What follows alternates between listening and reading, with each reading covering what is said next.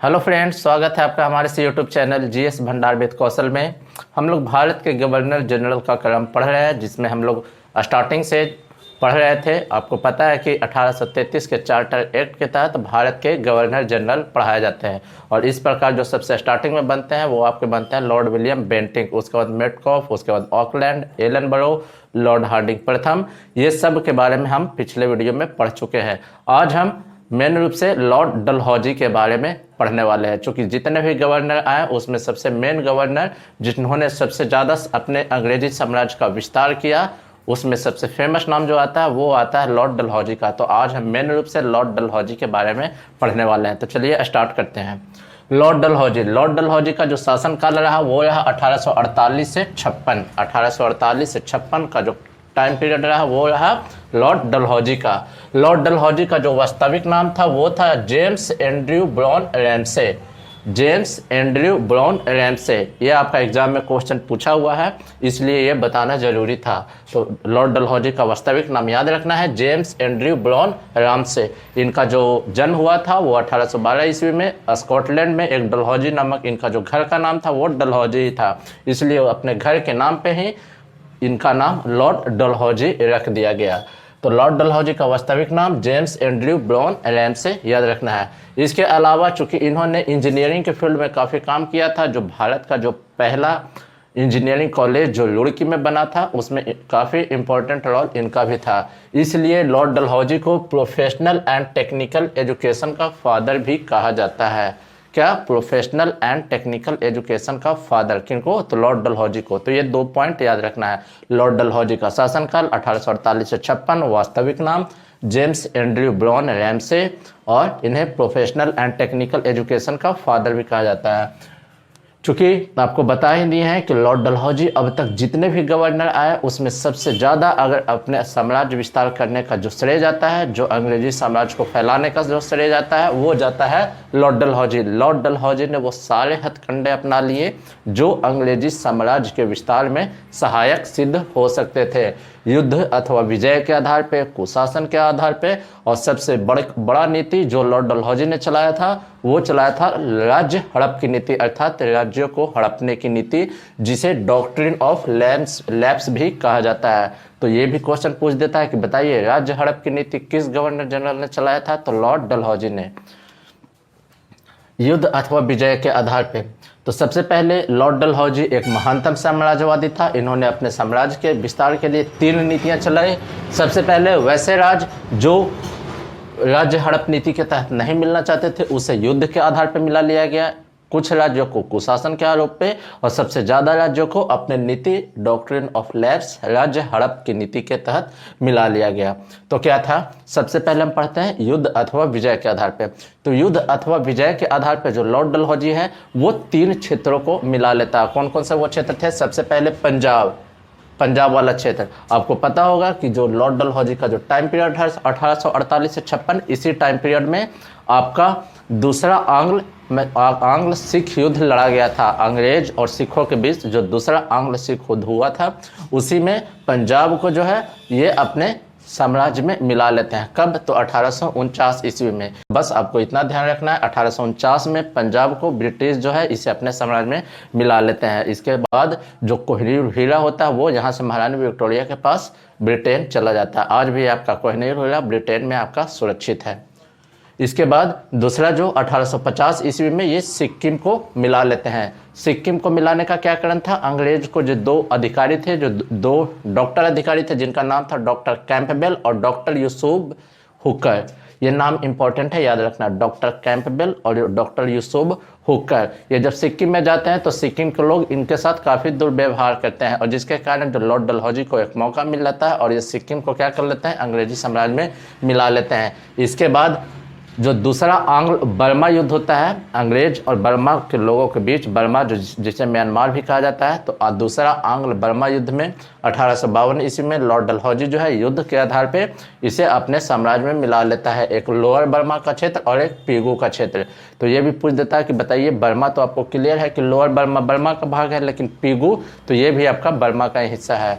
तो lower Pigou और जो पीगू है इसे 1852 ईस्वी में कौन, तो लॉर्ड डलहौजी अंग्रेजी साम्राज्य में मिला लेता है। किस युद्ध के तहत, तो दूसरा आंग्ल बर्मा युद्ध। पंजाब को किस युद्ध में, तो दूसरा आंग्ल सिख युद्ध।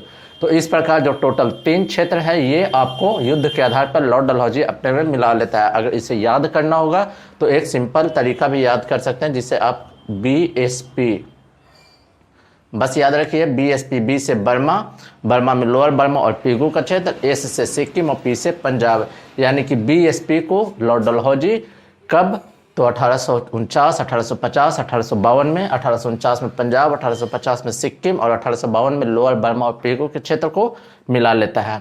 इसके बाद आते हैं कुशासन के आधार पे। तो कुशासन का आरोप क्या होता है, यानी कि वहाँ का जो शासन व्यवस्था वो यानी कि सही ढंग से नहीं चल रहा होता है, यानी कि कुशासन है वहाँ। तो इसके आधार पे जो लॉर्ड डलहौजी था, भारत के जो साम्राज्य थे अवध वाले क्षेत्र को 1856 ईस्वी में लॉर्ड डलहौजी कुशासन के आधार पर अपने क्षेत्र में मिला लेता है। तो ये इंपॉर्टेंट हो जाता है कि बताइए लॉर्ड डलहौजी ने किस क्षेत्र को कुशासन के आधार पर मिलाया था, कुशासन का आरोप लगाकर मिलाया था, तो ये 1856 ईस्वी में अवध को मिला लिया। तो चलिए ये 3 पॉइंट, इधर से BSP युद्ध के आधार पर, यहाँ से कुशासन अवध को 1856 में मिला लेता है। इसके बाद सबसे बड़ा जो आता है आपका राज्य हड़पने की नीति, डॉक्ट्रिन ऑफ लैप्स, यानी कि राज्य को ही हड़पने की नीति। इसके तहत ये 3 इसमें जो जितने भी भारतीय रियासत थे वो उस समय 3 भाग में इन्होंने बांटा था। किसने, तो लॉर्ड डलहौजी ने। राज्य हड़पने की नीति के तहत जो उस समय जितने भी तत्कालीन भारतीय रियासत थे उसे 3 भागों में बांट दिया था। एक वैसे जिसे गोद लेने का अधिकार नहीं था, जैसे जो क्षेत्र पहले होते थे, और वो वाले क्षेत्र में अगर राजा का आगे वंशज है तो वो उसका उत्तराधिकारी गद्दी पर बैठेगा।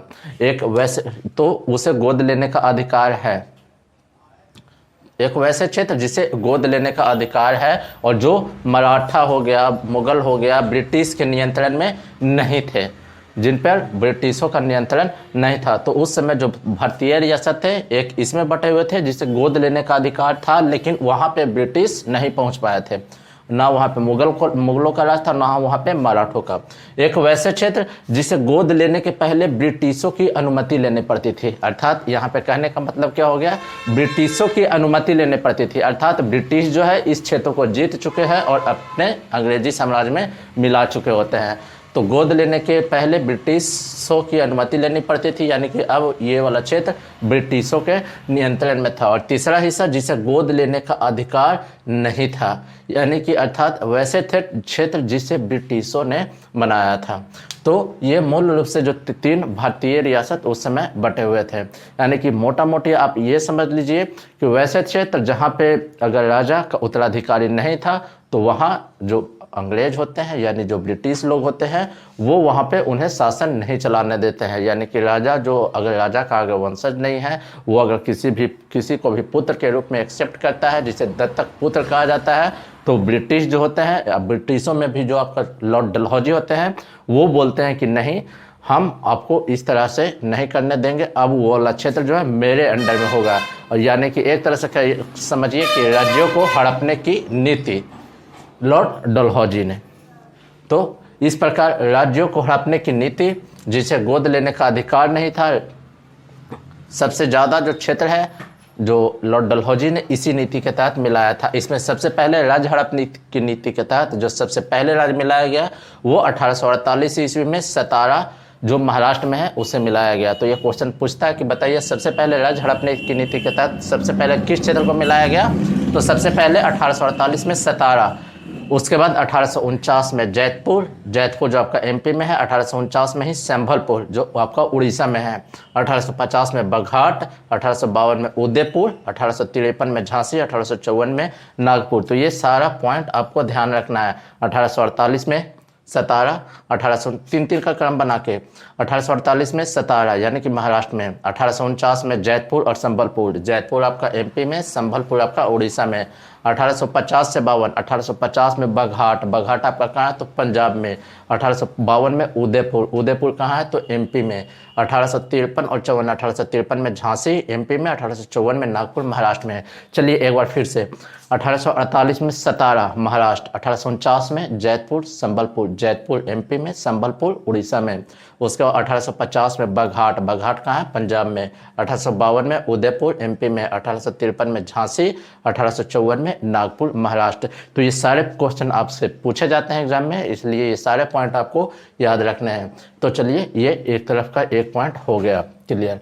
अब आगे आता है लॉर्ड डलहौजी जो था, एक जो डॉक्ट्रिन ऑफ लैप्स यानी कि राज्यों को हड़पने की नीति के लिए तो फेमस था ही, लेकिन अगर इसका दूसरा पक्ष देखा जाए तो ये भारत में कई तरह के सुधार भी किए थे, जिसमें पहला सुधार की बात किया जाए तो प्रशासनिक सुधार। तो प्रशासनिक सुधार में अगर देखा जाए तो लॉर्ड डलहौजी जो था वो भारत के गवर्नर जनरल का भार कम करने के लिए एक नए पद का निर्माण किया था, जिसे बंगाल में एक लेफ्टिनेंट गवर्नर भी कहा गया।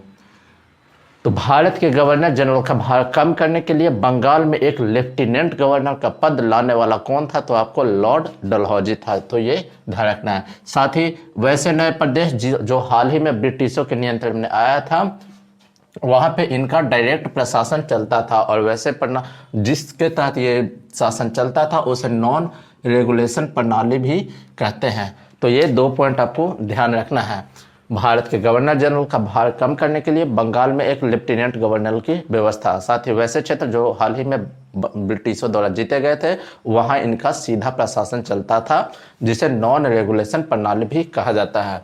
इसके अलावा अगर सैनिक सुधार की बात किया जाए, सैन्य सुधार की बात किया जाए तो इनका जो तोपखाना था, तो तोपखाना का मुख्यालय जो पहले कलकत्ता हुआ करता था, कलकत्ता से मेरठ, यानी तोपखाने का मुख्यालय कलकत्ता से मेरठ स्थानांतरित किया गया। साथ ही जो सेना का मुख्यालय जो था वो शिमला में स्थानांतरित किया, शिमला में बनाया गया।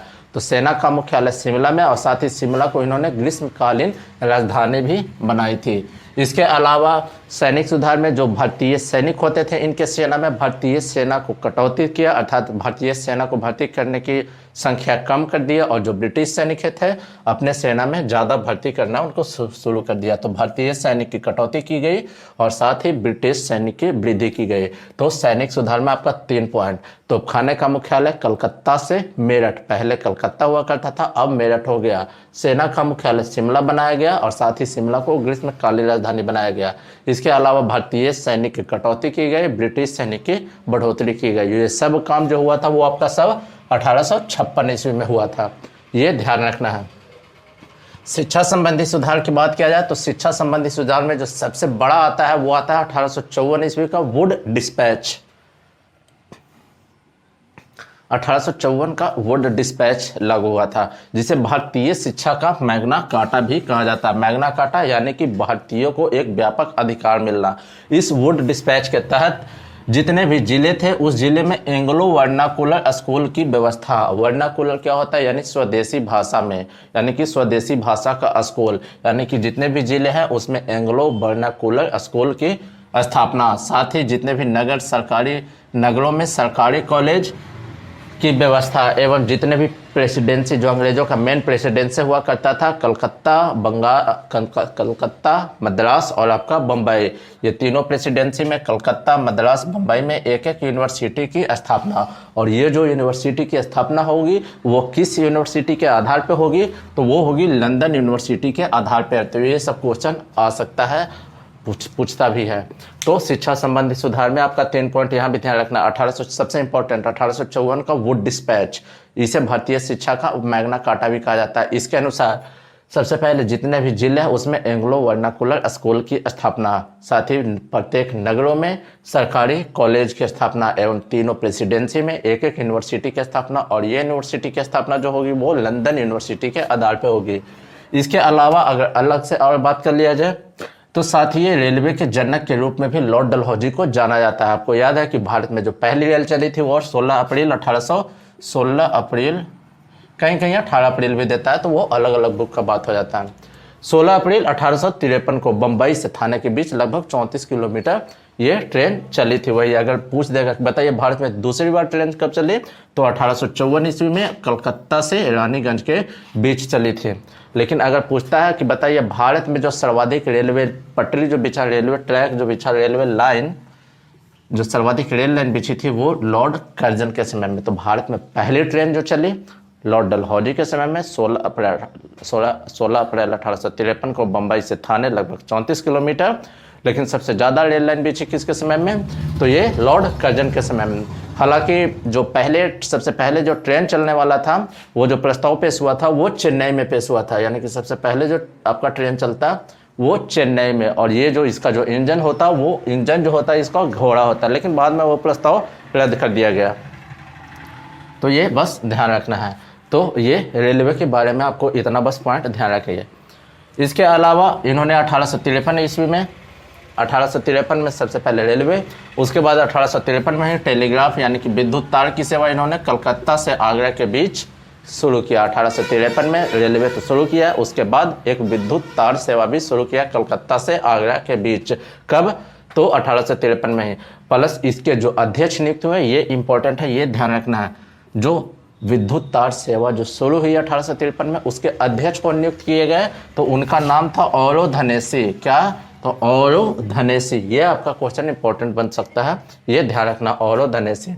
चलिए, इसके अलावा 1854 ईस्वी में इन्होंने एक नया पोस्ट ऑफिस एक्ट भी लाया और तीनों प्रेसिडेंसी में एक एक महानिर्देशक की व्यवस्था भी कर दी, यानी कि सभी जितने भी इनके प्रेसिडेंसी थे वहाँ पोस्ट ऑफिस खुलवा दिया और वहाँ एक एक महानिर्देशक बैठा दिए।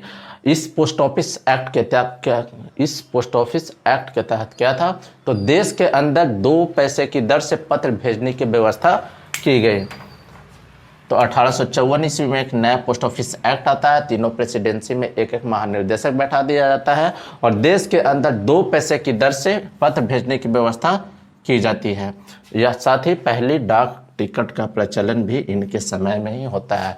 तो बस ये याद रखना, पहली रेल, पहली बार विद्युत तार सेवा और पहली बार पोस्ट ऑफिस एक्ट जो लाया गया, ये सब लॉर्ड डलहौजी के समय में लाया। ये दोनों 1853 में आया, पोस्ट ऑफिस एक्ट आपका 1854 में आया।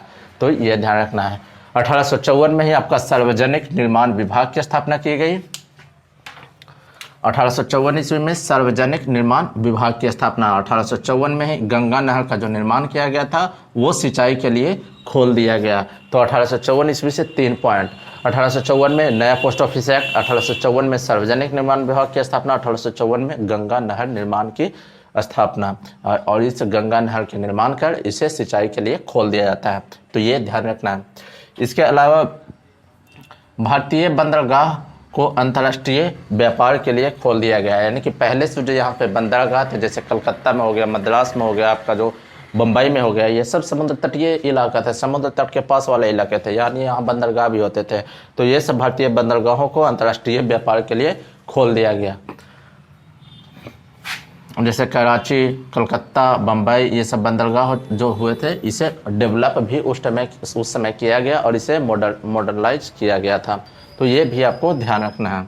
चलिए, इसके अलावा अगर बात किया जाए तो एक 1849 यानी 1849 ईस्वी में एक इन्होंने महिला शिक्षा पर जोर देने के लिए एक महिला कॉलेज की स्थापना भी कलकत्ता में करवाया था। तो ये भी ध्यान रखना है कि बताइए, महिला शिक्षा पर जोर देने के लिए महिला कॉलेज की स्थापना किसने करवाया, तो लॉर्ड डलहौजी ने। कब करवाया, तो 1849। तो आपको टाइम पीरियड ध्यान रखना है कि जो टाइम पीरियड लॉर्ड डलहौजी का वो 1848 से 56। अगर आपसे बीच में अगर कहीं भी पूछ देता कि बताइए 1849 में कौन था गवर्नर, तो आपको पता है कि 1848 से 56 में डलहौजी रहा, तो बीच में यही होगा। तो 1849 में कौन होगा, तो लॉर्ड डलहौजी। तो सिंपल है याद करना। तो 1849 में महिला शिक्षा पर जोर देने के लिए महिला कॉलेज की स्थापना कलकत्ता में लॉर्ड डलहौजी करते हैं। इसके अलावा 1852 ईस्वी में इनाम कमीशन की स्थापना भी किया जाता है। तो इनाम कमीशन क्या होता था, इनाम कमीशन जो होता था वो आपको भूमि कर रहित जागीरों का पता करके उन्हें छीनना, जहाँ पे जो जागीर होते थे वो भूमि का कर नहीं देते थे, उनसे ये अंग्रेज उनसे वो जगह जो होते थे वो भूमि इनसे छीन लेते थे। तो यही होता था इनाम कमीशन। ठीक है, भूमि कर रहित जागीरों का पता करके उन्हें छीनना ही इनाम कमीशन कहलाता था। तो ये कब आया था, तो 1852 ईस्वी में। तो ये इनाम कमीशन भी आपको ध्यान रखना है। इसके अलावा 1856 ईस्वी में विधवा पुनर्विवाह अधिनियम भी जो आया था वो आपके लॉर्ड डलहौजी के समय में ही आया था। तो ये सब जितना भी बेसिक पॉइंट है वो लॉर्ड डलहौजी के बारे में जितने भी इंपॉर्टेंट क्वेश्चन बन सकते हैं वो सारा इसमें कवर अप किया हुआ है।